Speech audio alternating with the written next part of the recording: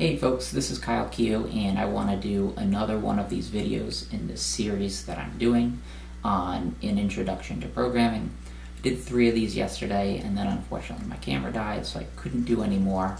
But this is going to be the 4th video in this particular series, and the subject of this video is going to be what needs to be constantly progressed in your training. And I think that a lot of us get into the habit of trying to constantly progress maximal strength, and so we program for maximal strength development. But not every phase of your programming is going to lead to the development of maximal strength. You're not going to be constantly getting stronger through every phase. This happens when you're able to allow for linear progression, when you're a beginning intermediate lifter. But as you become more advanced, the constant linear progression of maximal strength for most of us is no longer practical. And so most of us begin training in phases, and not every phase of training is geared towards maximal strength development. And so maximal strength is not going to be progressed in a straight line fashion, nor are the other qualities that go into successful training and the improvement of one's 3 main lifts. And so technique is not going to be developed in a straight line fashion. You're going to have times in which your technique feels rusty and needs some work. You're going to have times in which you start to exhibit breakdowns that you didn't experience before. And so technique is not going to be progressed from training cycle to training cycle in a straight line fashion. Mobility isn't going to be progressed in that way. Your health, your recovery, your recoverability, your work capacity, none of these qualities are going to be progressed in a straight line fashion. There will be individual training cycles that are geared towards developing those particular qualities associated with training. But the one thing that does need to be progressed over each and every training cycle that you run is your self-understanding of your training. And your knowledge of your own programming needs, and your knowledge of what it's going to take for you to become a better lifter and a stronger lifter, that has to be developed through each training cycle. And it's very important that through each training cycle that you run, this is something that's addressed, and through each training cycle you should know a little bit more about what it is you need than the previous training cycle. You only have a limited amount of time to learn as much as you can about your own individual needs, and so it becomes really important to make use of this time. It's not something that I think we typically think of as something that needs to be programmed, but it absolutely is something that you can program for. And the way in which you do so is by, in the last one that I did, I talked about making results measurable. The way in which you program for it is you make your results measurable by limiting the variables. That allows for the variables to be measured in terms of their effect on your training.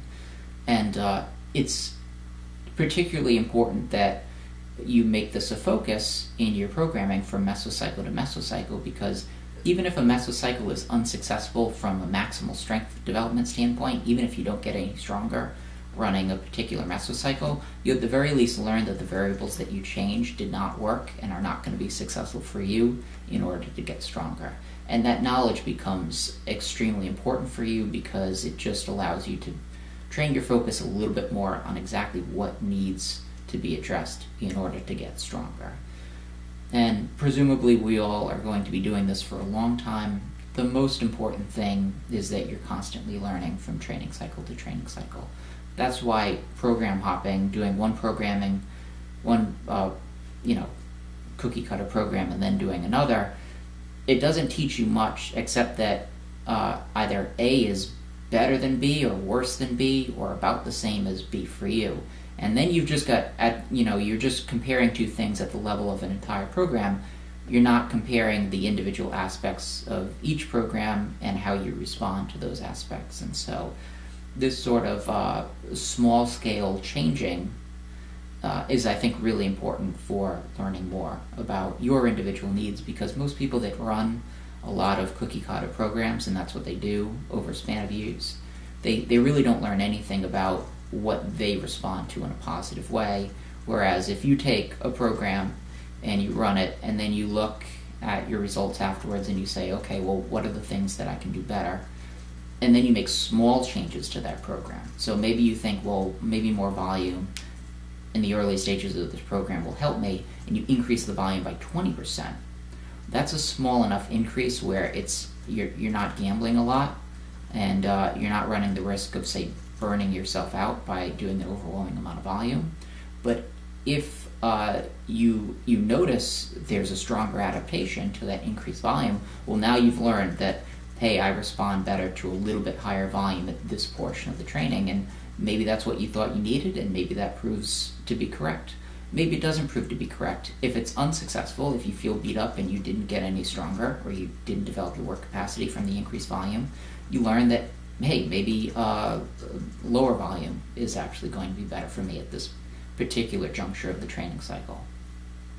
So with each training cycle that you run, you learn a little bit more, and you hone in on exactly what you need as far as a lifter goes.